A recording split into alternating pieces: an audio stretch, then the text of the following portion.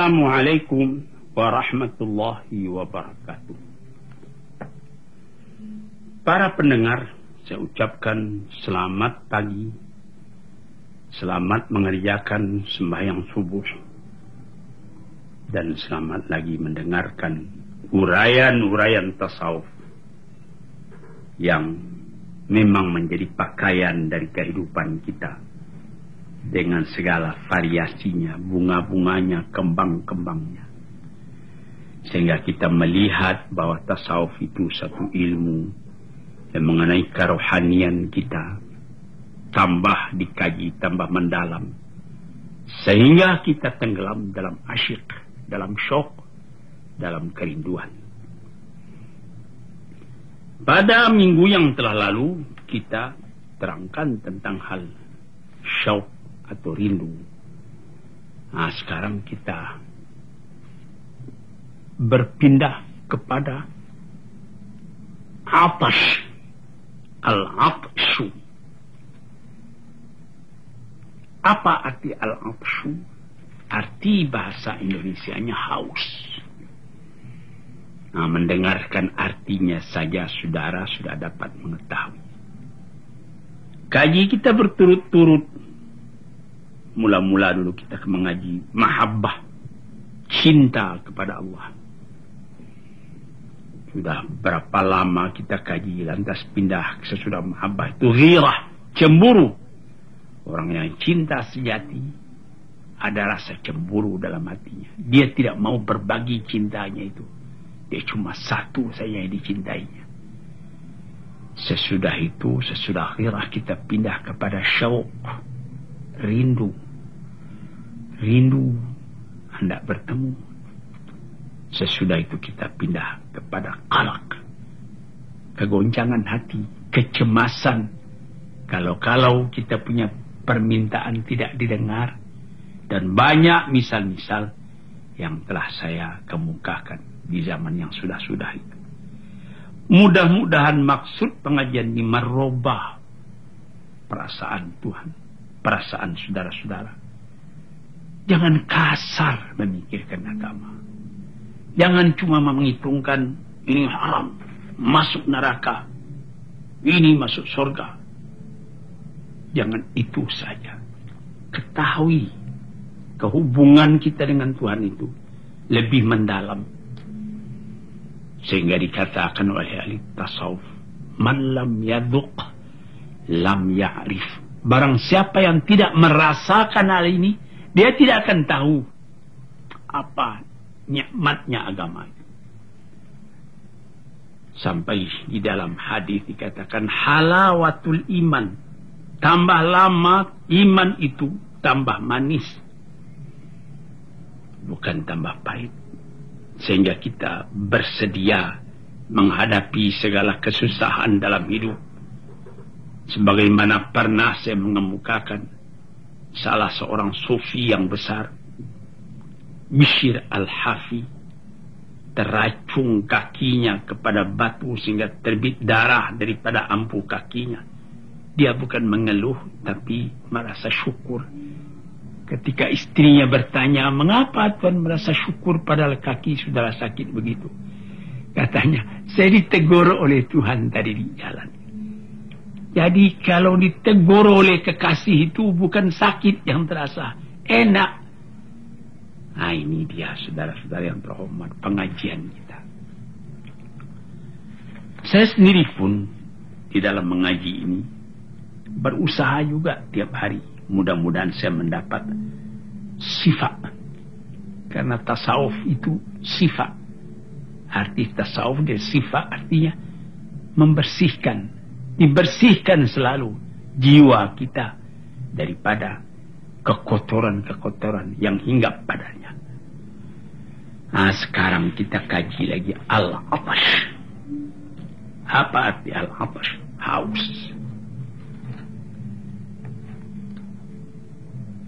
Haus kenapa? Karena kita rindu. Karena kita cinta. Karena kita syok, rindu. dengan sendirinya timbul kehausan. Ingin hendak bertemu, ingin hendak mendapat jalannya. Jadi di sini diberinyalah keterangan mula-mula diambil daripada sebuah hadis, sebuah isi Al-Quran yang terkenal di dalam surat Nuh. Dikatakan bahwa ada orang yang mencari kebenaran itu, haus akan kebenaran itu. Dimisalkan dalam Quran dalam surat Nur, kasarabin biqi'atin yahsabu dham'anu ma'a, serupa dengan fata morgana, gejala panas di padang pasir. Yahsabu dham'anu ma'a, orang yang haus menyangka bahwa yang berkilat di padang pasir itu air. Maka ditempuhnya lah, dijalaninya. Malah kalau kita naik mobil pun di tempat yang sunyi di waktu panas dari pukul 11 tengah hari. Misalnya kita berangkat dari Panarukan hendak menuju Indramayu, Jati Barang, jalannya lurus. Itu kelihatan seperti air di tengah jalan. Untung kita naik mobil. Bagaimana kalau kita jalan kaki? Saya sendiri sudah menderita yang demikian itu ketika umur saya masih muda, umur 19 tahun. Saya tidak ada uang buat menyewa unta. Lalu saya berjalan kaki dengan salah seorang teman saya, orang meninjau juga. Kalau saya tidak lupa namanya Haji Mahmud. Kami berangkat dari Mekah pukul 5 sore. Jalan kaki. Karena sudah terlalu capek berjalan, tak kira-kira baru 25 kilometer, sudah tidak dapat diangkat kaki lagi. Sudah semutan, sudah pegal kaki. Karena itu, ya untung berjalan sore, sebab itu tidak panas pasirnya. Tetapi, itu pasir dalam. Lunak. Jadi kalau kita injak boleh dikatakan kaki kita surut ke belakang sedikit. Nanti lama-lama jadi pegal. Saya kira-kira pukul 11 malam kami tidur. Tertidur di tengah padang pasir. Berdua dengan teman tadi. Kami sembahyang ketika itu dengan tayamum saja. Kami tidur. Enaknya tidur di padang pasir itu. Malam. Jadi panas tidak terasa. Tidak tersentak-sentak tidur. Setelah terbangun kemudian dilihat matahari. Sudah naik. Sudah cukup keluar, jadi kira-kira pukul 7. Baru kami sembahyang subuh. Habis sembahyang subuh kami berjalan. Tambah lama, tambah panas. Itu belum sampai di Bahra kami. Jadi, itu Bahra jarak antara Mekah dengan Jeddah, Bahra namanya. Sekarang dengan mobil itu tidak cukup, barangkali cuma setengah jam dari Jeddah atau lebih-lebih sedikit. Cobalah saudara fikir waktu itu belum ada jalan raya sebagai sekarang. Jadi sangat panasnya. Di dalam panas tadi dari jauh pukul 9, pukul 10, pukul 11 itu sudah sangat panas. Dari jauh kelihatan air terus tergenang air nampaknya. Kita jalan, tidak ada air. Itu cuma gejala panas. Kita tambah haus.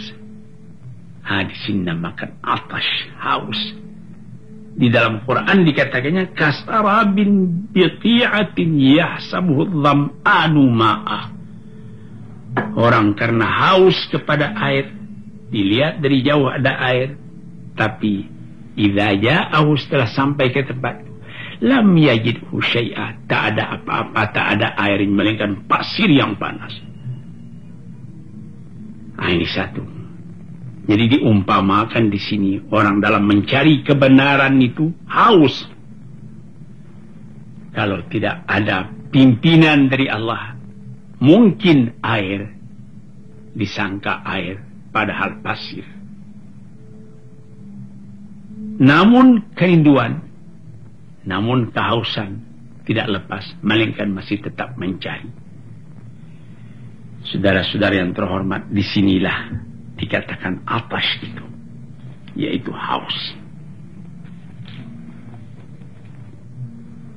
Jadi, bagaimana kita hidup di dunia ini?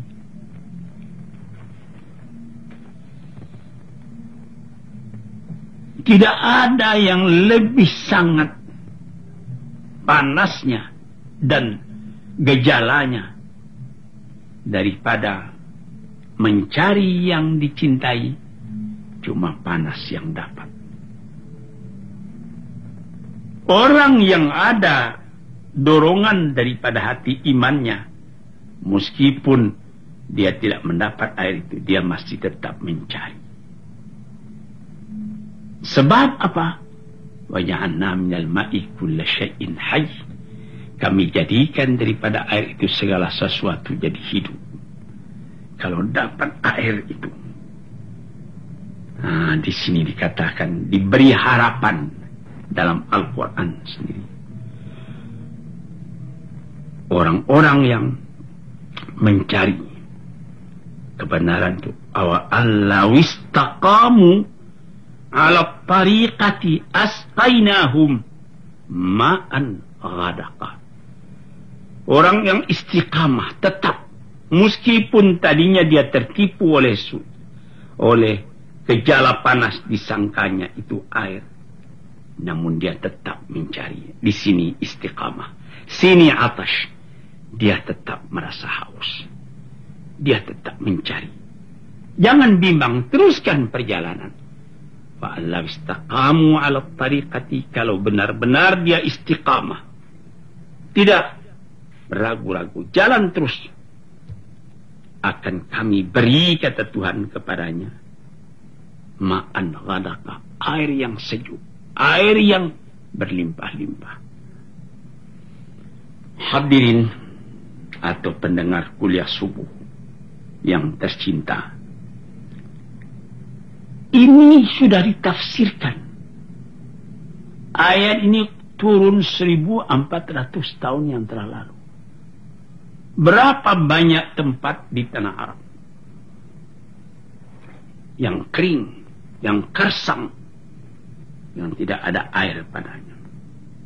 Cuma dari jauh-jauh ada satu tempat yang bernama Wahah. Orang barat menyebut oase dari kata-kata Wahah. Itu lembah-lembah. Di situ digali orang sumur, nanti dapat air di bawah, diangkat ke atas, maka dapatlah orang di kampung tadi Wahah, tadi air minum. Sebab itu dalam perjalanan orang masa naik unta dari Mekah ke Madinah, di Wahah itulah berhenti unta, karena di sana sudah sejak dulu digali sumur-sumur tempat orang akan minum, akan berhenti bermalam atau berhenti siang kalau di musim panas. Dia berjalan sejak dari pukul 5 sore sampai nanti pukul 6 pagi. Habis sembahyang subuh, ditanggalinya sukduf untanya, dan dia tinggal di sana sampai sore. Siang hari itu bertanaklah, memulailah makan minum, karena tidak dapat menempuh panas di waktu sangat teriknya itu. Tapi sekarang saudara-saudara yang terhormat, wa lawistaqamu ala tariqati la asqainahum ma'an ghanaqa. Kehausan orang akan air di mana-mana membuka pikiran orang. Disebut dalam pepatah orang Arab, al-hajatu ummul ikhtira'i. Sangat perlu orang kepada sesuatu, pada sukar mencarinya, orang mencari pikiran-pikiran baru, inspirasi baru. ketika saya naik haji ke Mekah di tahun 1927, ketika itu kota Jeddah masih sepi, saya melihat bagaimana kerajaan Saudi yang baru memerintah menyaring air laut supaya dijadikan air tawar, tidak asin lagi.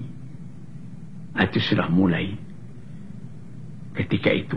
Maka orang pun tidak susah minum lagi, sudah terasa bahasa ini air tidak asin. Tetapi kalau diambil mencuci kain, tidak lekat sabunnya karena dia masih tetap air laut yang ditawarkan. Tapi di Libya, kabarnya konon digali tanah dengan mesin-mesin yang modern. Orang mulanya hendak mencari minyak. Rupanya ketemu air. Air yang ketemu itu air jernih, air asli, bukan air asin yang ditawarkan, tapi air sejuk sejak dulu. Sehingga di Libya sendiri tidak ada lagi soal perkara air itu. Saudara-saudara, para pendengar peminat kuliah subuh, saya berikan keterangan umum dalam hal air ini supaya saudara melihat bagaimana hausnya manusia. Kalau jasmani haus akan air, penting akan air. Ada orang yang sakit sudah sebulan 2 bulan tidak makan, tapi dia belum mati. Tapi dia mesti minum walaupun setengah sendok air, itu sudah bisa meneruskan hidupnya sampai saat yang terakhir. Sampai setengah jam mau dia meninggal dunia, masih sanggup dia minum air. Tapi padahal sudah berbulan-bulan tidak makan nasi. Di sini sudah melihat atas itu. Maka jika sekiranya rohani manusia merasa haus mencari kebenaran, atau lebih positifnya lagi mendekati Allah, dia merasa haus, maka rohani pun kehausan pula mencari jalan menemui Tuhannya. Itulah keterangan kita tentang atas, artinya haus. Haus yang berasal dari rindu, rindu yang berasal dari cemburu, cemburu yang berasal dari cinta. Sekian dulu, mudah-mudahan lain hari kita sambung lagi hal kehausan akan cinta kepada Tuhan ini. Assalamualaikum warahmatullahi wabarakatuh.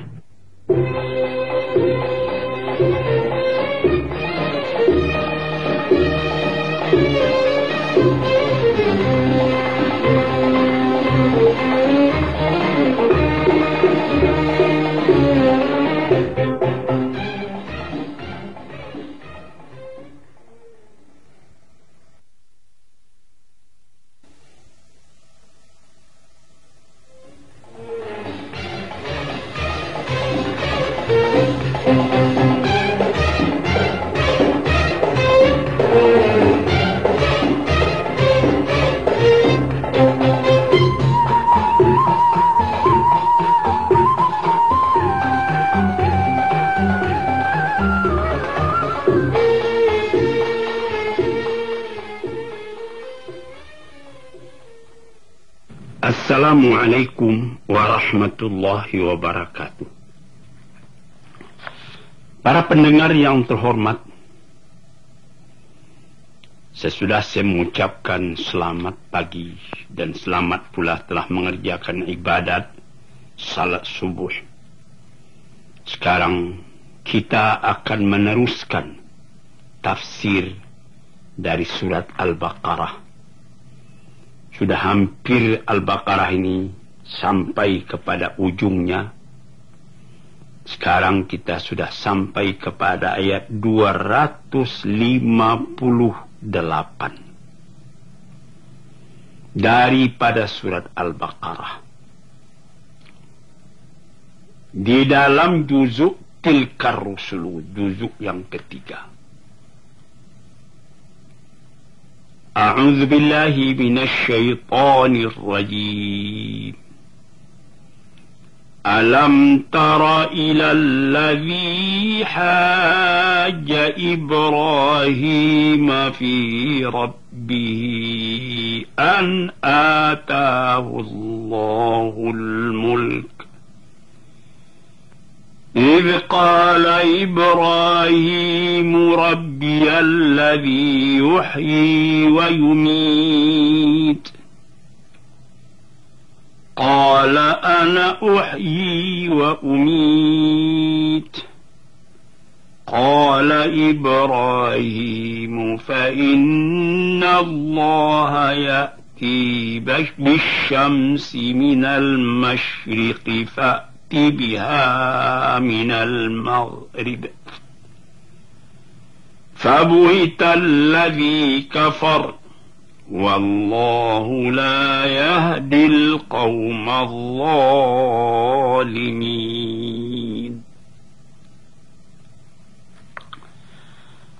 Adakah tidak kau lihat orang yang pernah bertukar fikiran, berhujjah dengan Nabi Ibrahim tentang ketuhanan, tentang Tuhannya, bahwa sungguhnya Tuhan telah memberikan kepada orang ini bahwa berhujjah oleh Nabi Ibrahim itu yang diberikannya yaitu kekuasaan, kerajaan. Orang itu ialah Raja Namrud,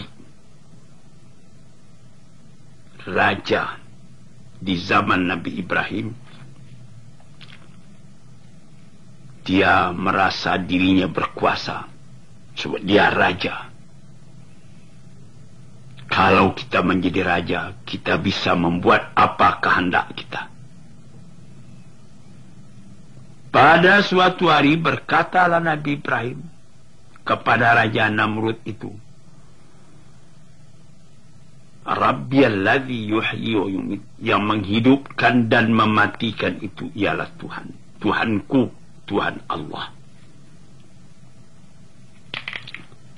Manusia dilahirkan ke dunia, kemudian datang waktunya manusia itu pun mati. Ini yang mematikan, yang melahirkannya ke dunia Allah, dan yang menyampaikan ajalnya Allah. Inilah yang dimaksud oleh Nabi Ibrahim, yang diterangkannya kepada raja tadi, Raja Namrud. Dengan sombongnya Raja Namrud itu menjawab, Ana uhyi wa umit, saya pun bisa menghidupkan, saya pun bisa mematikan. Di istana saya piara budak-budak, saya kawinkan dia, budak laki-laki dengan budak perempuan. Lama-lama budak perempuan itu bunting. Jadi saya yang menghidupkan, karena saya memberi makan itu orang-orang. Kemudian lahir anaknya itu. Itu namanya aku yang menghidupkan. Nah, coba lihat katanya. Menurut tafsir katakannya, banyaklah pemuda-pemuda, anak budak-budak, laki-laki, budak laki-laki, budak perempuan, dikawin oleh Nabi Ibrahim, beranak-beranak. Nah, ini anak-anak semua. Saya yang mengasih hidup, saya mengasih makan. Dan saya pun berkuasa pula buat membunuhnya. Lalu suruhnya panggil anak tadi. Ada di antara anak itu yang dibunuh atas perintah daripada Raja Namrud. Kau lihat sendiri.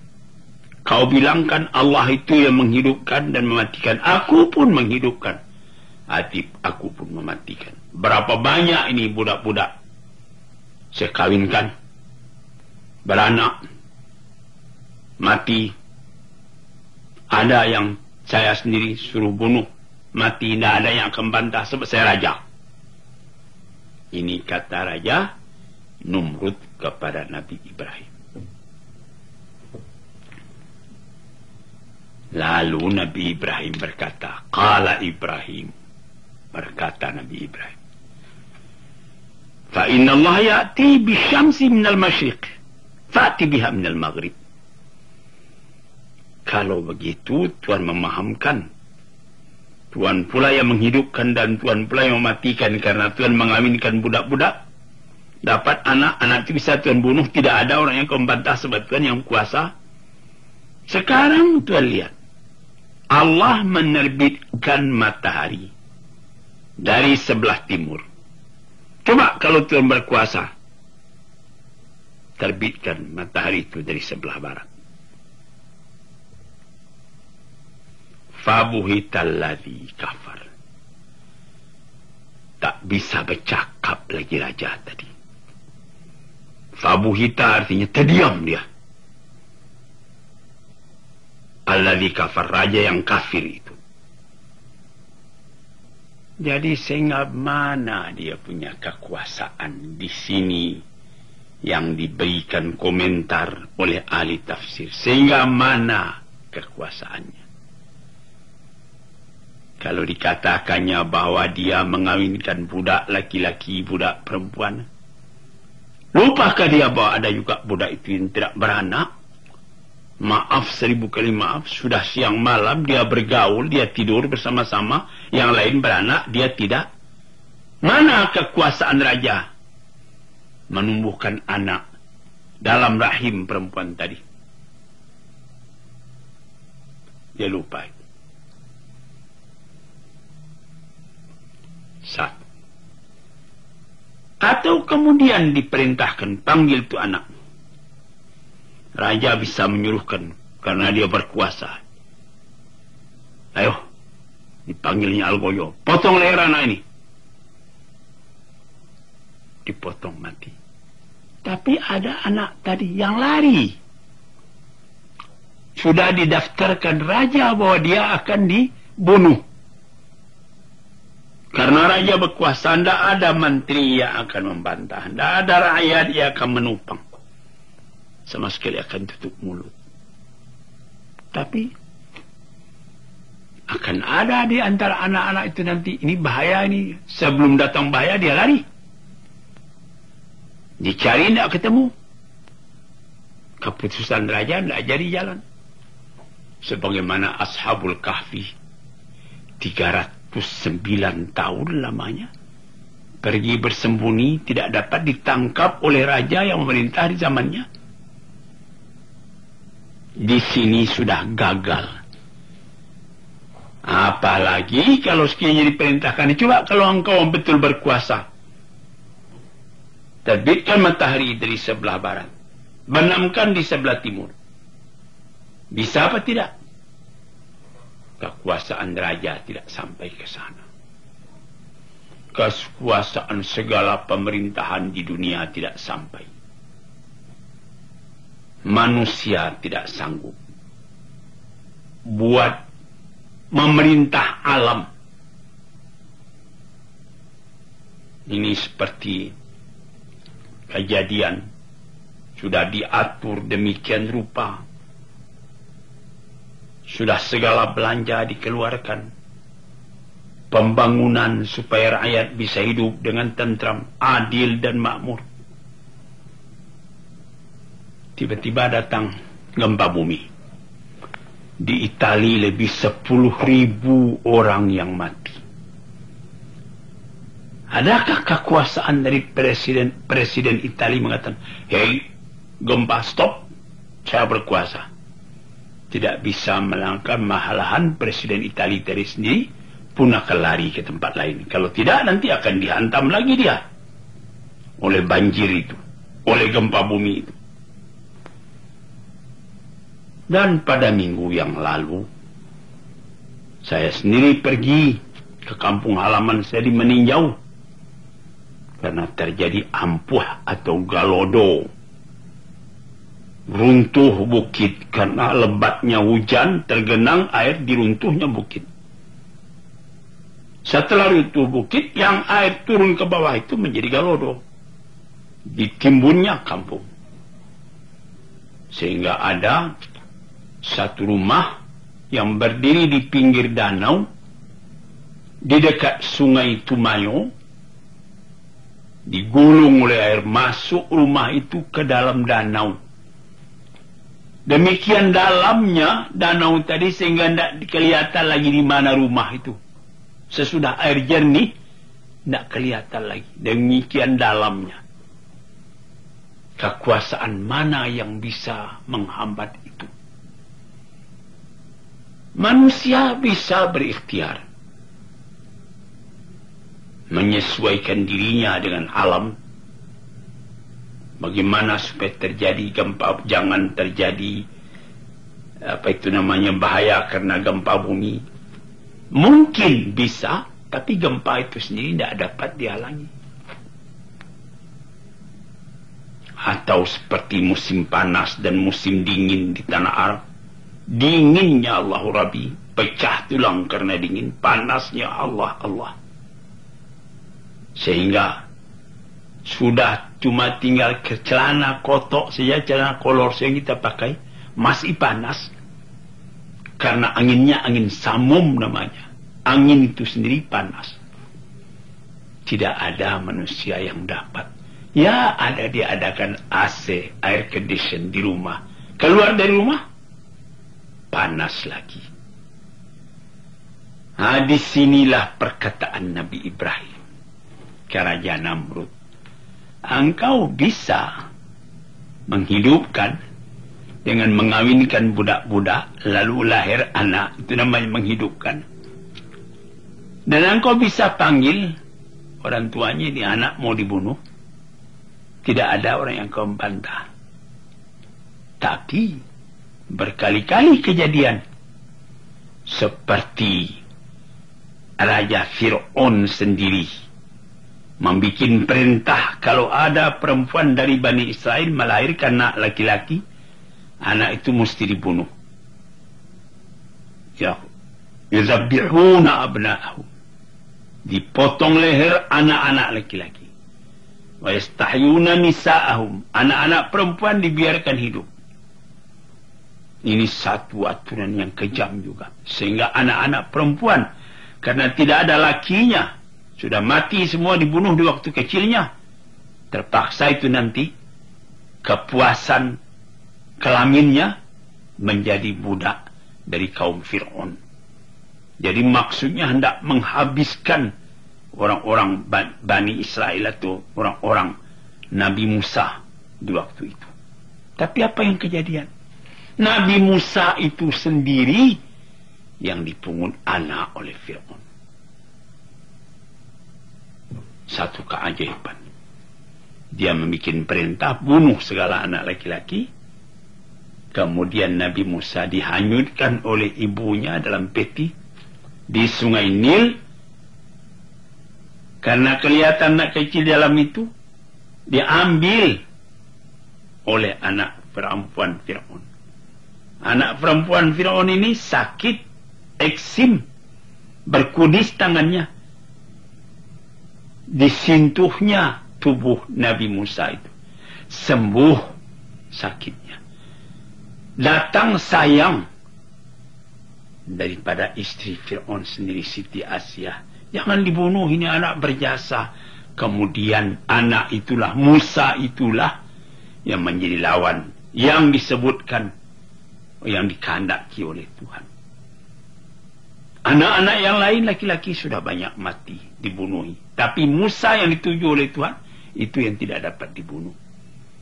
Inilah harus menjadi pengetahuan kita, baik kita-kita yang telah berkuasa, pemegang pemerintahan, atau orang-orang yang lain. Ingatlah bahwa di atas dari kekuasaan kita, kekuasaan Tuhan. Kita bikin satu rencana, kita selalu berdoa moga-moga rencana ini dapat taufik dan hidayah dari Tuhan. Hidayah dapat petunjuk, taufik sesuai program kita dengan program Tuhan. Itulah harapan kita. Kalau tidak, kita akan sombong seperti Namrud tadi pula. Dikatakan Allah menghidupkan dan mematikan, dia mengatakan dia pula hidup dan mematikan. Dijawab oleh Nabi Ibrahim, coba terbitkan matahari dari barat, timbulkan dari timur. Tidak bisa, tidak bisa. Kekuasaan Allah itu, Inna Allah ala kulli syai'in qadir. Segala sesuatu ini ada qudrat dan iradat dari Allah Ta'ala sendiri. Kerap kali manusia membuat rencana, di tengah jalan dia jadi terhenti, terbingung, tergendala. Baru dia tahu waktu itu bahwa manusia tidak berkuasa apa-apa. Kalau sekiranya Allah Ta'ala tidak meridhakan, tidak jadi. Inilah saudara-saudara yang terhormat, moga-moga mendapat perhatian dari kita semuanya. Inilah ayat yang kita artikan atau tafsirkan sekarang ini. Nanti pada kajian yang akan datang kita awakal ladzi marra ala qaryatin. Sekarang sekian dulu. Assalamualaikum warahmatullahi wabarakatuh.